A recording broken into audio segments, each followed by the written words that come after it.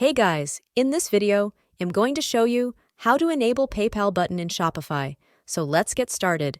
So first of all, open your Shopify store. Now click on the settings option in the bottom left corner. After that, the settings menu will open. From here, click on Payments button.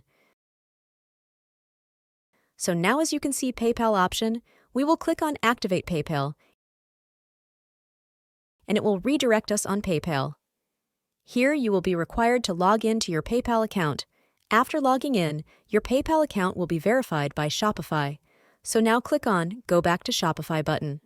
After that, your PayPal is integrated with Shopify, but to make sure, it will display on the product page. We will check the settings of the buttons in the Customize Theme section. So from here, we have to make sure Dynamic Checkout is ticked.